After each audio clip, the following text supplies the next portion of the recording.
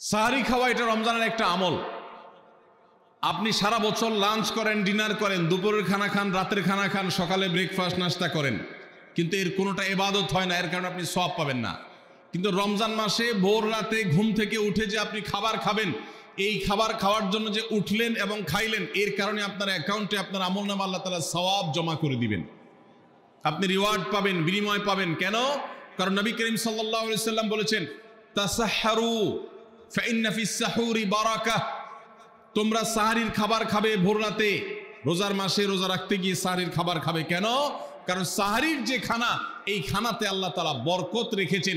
এই খানা খাইলে তার জন্য আমাদের স্পিরিচুয়াল, আধ্যাত্মিক বিভিন্ন রকমের উপকারিতা আল্লাহ তাআলা এর মধ্যে নিহিত রেখেছেন। এর মধ্যে খাদ্য শক্তি আছে, আমাদের এনার্জি হবে শরীরে, রোজা রাখতে সহজ হবে। এর পাশাপাশি সাহারির খাবারে আলাদা একটা বরকত আছে, শেফা, বহুবিধ উপকারিতা আমাদের শরীরের, আমাদের মনের জন্য আল্লাহ তাআলা রেখেছেন। এই জন্য সাহারি খাওয়াটা আলাদা একটা ইবাদত। যদি আপনার সন্ধ্যা রাত্রে বেশি খাওয়া হয়ে যায়, সাহারিতে খানা খাওয়ার মতো মুড না থাকে, অন্তত এক ঢোক পানি, একটা খেজুর, সামান্য কিছু খেয়ে হলেও আপনি সাহারি খাবেন এবং তাতে আপনি সওয়াব পাবেন। কোনো কারণে যদি সাহারি খেতে না পারেন, রাতে উঠতে পারেন নাই, অ্যালার্ম বাজছে কিন্তু শুনেন নাই, উঠে দেখেন ফজরের আজান হয়ে গেছে, তাহলে ওই দিনের রোজা কি হবে নাকি হবে না? হবে। মাশাআল্লাহ, বগুড়া মানুষ মাসালা জানে, দেখা যায় রোজা হয়ে যাবে ইনশাআল্লাহ। কারণ এই সাহারি খাওয়াটা ফরজও না, ওয়াজিবও না, এটা সুন্নত। সুন্নত ছুটে গেলে ইবাদত হয় না, ব্যাপারটা সেরকম না। 5 নম্বর আমল হলো, সাহারি তো খাবো ঠিক আছে, কিন্তু সেটা শেষ সময়ে খাওয়া, দেরিতে খাওয়া। সাহারি কি আগে খাবেন না শেষের দিকে খাবেন? শেষের দিকে। কেন? কারণ নবী করিম সাল্লাল্লাহু আলাইহি সাল্লাম বলেছেন, লা ইয়াজালুন নাসু বিখাইরিন মা আজ্জালুল ফুতুর ওয়া আখারুস সাহুর। এই উম্মত, মুসলিম জাতি ততদিন পর্যন্ত কল্যাণের উপর প্রতিষ্ঠিত থাকবে, তারা কল্যাণকে স্পর্শ করতে পারবে যতদিন পর্যন্ত তারা সাহারি তাড়াতাড়ি খাবে না দেরিতে খাবে? দেরিতে খাবে। আর ইফতার তাড়াতাড়ি করবে। তাহলে সাহারি দেরিতে খাওয়া হলো সুন্নত। আমাদের দেশে গ্রামে অনেক মুরব্বীরা এখনো আছেন, রাত 12টা, 1টা, 2টা বাজে সাহারি খেয়ে শুয়ে থাকেন। তারা চিন্তা করেন পরে খাইতে গেলে আবার বর্ডার ক্রস হয়ে যায় কিনা, সীমা লঙ্ঘন হয়ে যায় কিনা, রিস্ক নেওয়ার দরকার কি, এই জন্য 12টার সময় খেয়ে রাখি। এটার কারণে সাহারি খাওয়ার সওয়াব পাবেন ঠিকই, কিন্তু দেরিতে সাহারি খাওয়ার যে সুন্নত, সেই সুন্নত আদায় হবে না। এই জন্য দেরিতে খাবেন। দেরিতে খাওয়ার মানে আবার এরকম দেরি না যে আপনি আর মুয়াজ্জিন সাহেব দুজন কম্পিটিশন করছেন, আপনার হাতে খাবারের প্লেট আর মুয়াজ্জিনের হাতে মাইক, আপনি আগে শেষ করেন আর মুয়াজ্জিন আগে আজান দিবে, কম্পিটিশন চলছে। এত দেরি করে একেবারে লাস্ট মিনিট পর্যন্ত খাওয়া সুন্নত নয়। কথা কি বুঝাতে পারছি? কয়েক মিনিটের গ্যাপ রেখে তারপরে খাবার শেষ করবেন। কারণ নবী করিম সাল্লাল্লাহু আলাইহি সাল্লাম সাহারি খেয়ে শেষ করে ফজর নামাজ শুরু করতেন, এর মধ্যে 50টা আয়াত পড়ার মতো গ্যাপ রাখতেন, অর্থাৎ প্রায় 10 মিনিটের মতো একটা গ্যাপ থাকতো। এই জন্য আমরা একটা গ্যাপ রেখে তারপর সাহারি শেষ করব। অর্থাৎ ফজরের আজান যদি হয় উদাহরণস্বরূপ 5টা 25-এ বা 30-এ, তাহলে আমরা 2-4 মিনিট আগে সাহারি খেয়ে শেষ করবো ইনশাআল্লাহ। তাহলে সাহারি দেরি করে খাওয়া, শেষের দিকে খাওয়াটা সুন্নত। আল্লাহ আমাদেরকে আমল করার তৌফিক দান করুন।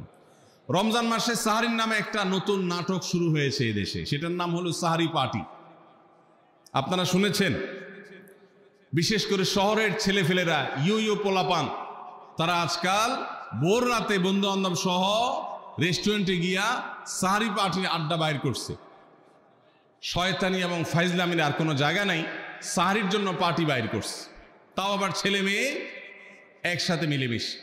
ভাইরা আমার, সাহারি খাওয়া ইবাদত, এবং সাহারির এই সময়টা দোয়া কবুলের সময়, তাহাজ্জুদের সময়। আল্লাহ তাআলা দুনিয়ার আকাশ থেকে ডেকে ডেকে বান্দাকে ক্ষমা করেন। এই সময়টাতে আড্ডাবাজি করা, এটা হতভাগা ছাড়া আর কারোর কোনো কাজ হতে পারে না। ইসলাম বলে, হে মুসলিম তরুণ, তোমার চোখের এরিয়ার মধ্যে কোনো পরনারী, কোনো সুন্দরী নারী পড়ে গেছে, তুমি আঁচ করতে পেরেছ, সাথে সাথে তোমার দৃষ্টিকে তুমি নিয়ন্ত্রণ করো, অবনত করো। কুল্লিল মুমিনিনা ইয়াগুদ্দু মিন আবসারিহিম ওয়া ইয়াহফাযু ফুরুজাহুম। আল্লাহ বলেছেন, হে রাসূল বলে দিন ইমানদার পুরুষদেরকে তারা যেন তাদের চোখগুলোকে নামিয়ে রাখে, তাদের সম্ভ্রমকে তারা সংরক্ষণ করে। মনে রাখবেন, যা খুশি তা করতে পারা এটা যোগ্যতা নয়। নিজেকে নিয়ন্ত্রণ করলাম, যা খুশি তা করবো না, এর নাম হলো যোগ্যতা, ডায়রিয়ার রোগী, ডাইরেক্ট হয়ে যায়, যা খুশি যে করে, নিজের মন যেদিকে তাকে নাচায় সেদিকে নাচে, এই লোকটা অসুস্থ মানুষের মতো। আর মুসলিম যুবক, মুসলমান মানুষ, নারী পুরুষ, সে নিজেকে নিয়ন্ত্রণ করে, আল্লাহ এটা হারাম করেছেন, আমার মন চাইলেই আমি সেটা নিতে পারি, কিন্তু আমি নেব না। আমি একটা জিনিস ধরতে পারি, আল্লাহ হারাম করেছেন, সেজন্য আমি ধরবো না। এই শিক্ষাটা রমজান আমাদেরকে দেয়।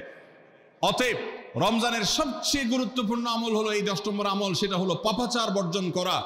নবী সাল্লাল্লাহু আলাইহি সাল্লাম বলেছেন, যে ব্যক্তি রমজানে রোজা রাখলো আর পাপাচার বর্জন করলো না, তাহলে এই রোজা রাখার উপোস থাকার ভিতরে কোনো পার্থক্য নাই। আল্লাহ আমাদের সবাইকে রমজান মাসে রোজা থেকে সকল হারাম, সকল নাজায়েজ কাজ, সকল গুনাহের কাজ ছাড়ার তৌফিক দান করুন, বলুন আমিন। ভাইরা আমার 11 নম্বর আমল হলো অধিক পরিমাণ দোয়া করা। রমজান মাসে রোজা রেখে আমরা বেশি বেশি দোয়া করব। চলতে ফিরতে উঠতে বসতে দোয়া করতে পারেন। আমাদের মায়েরা অনেকে শুনছেন আমাকে, রমজান মাসে আপনি গৃহস্থলী কাজ করছেন, রান্নাবাড়া করছেন, ঘর ঝাড়ু দিচ্ছেন, আর মনে মনে আল্লাহর সাথে কথা বলেন। দোয়া মানে আল্লাহর সাথে কথোপকথন। আল্লাহ আপনি আমাকে মাফ করে দেন, আমার বাবাকে মাকে মাফ করে দেন, সন্তানগুলোকে হেদায়েত দান করেন, চোখের পানি ফেলেন।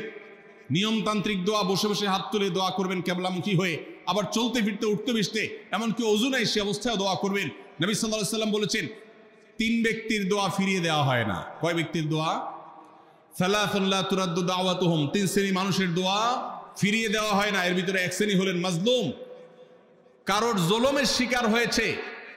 এই ব্যক্তি জালেমের বিরুদ্ধে যে তার মনের আকুতি থাকে, বদদোয়া থাকে, আল্লাহ সুবহানাহু ওয়া তাআলা এটা ফিরিয়ে দেন না। এই জন্য পৃথিবীর ইতিহাসের কোন জালিম আপনি দেখাতে পারবেন না যেই জালিমকে আল্লাহ ছেড়ে দিয়েছেন, আল্লাহ ছাড় দিয়েছেন কিন্তু চূড়ান্তভাবে ছেড়ে দিয়েছেন, এমন কোন জালিম আপনি দেখাতে পারবেন না। এই জন্য ভাই, কখনো কোন অবস্থাতে কারো প্রতি আমরা জুলুম করব না। আল্লাহ আমাদেরকে সেটা মানার তৌফিক দান করুন।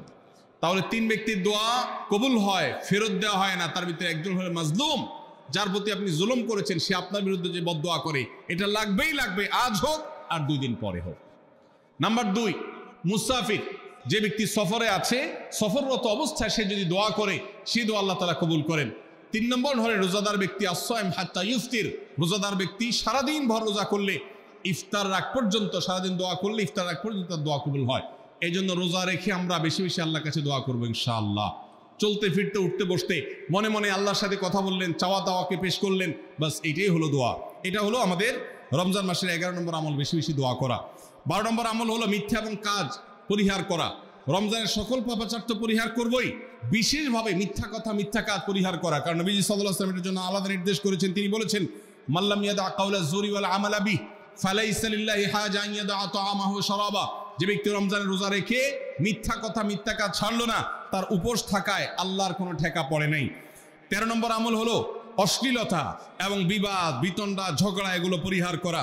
কারণ নবী করিম সাল্লাল্লাহু আলাইহি ওয়াসাল্লাম তিনি আমাদেরকে রমজান মাসে রোজা রেখে অশ্লীলতা পরিহার করতে বলেছেন। মোবাইলে হারাম জিনিস দেখলেন, টেলিভিশনে হারাম জিনিস দেখলেন, বা কোনো পত্রপত্রিকাতে খারাপ জিনিস, নিষিদ্ধ জিনিস দেখলেন, পর্নারের সৌন্দর্য দেখে আপনি হারাম স্বাদ নেয়ার চেষ্টা করলেন, তাহলে আপনার রোজার অঙ্গহানি হলো, রোজা প্রাণহানি হলো। এই রোজা নয়।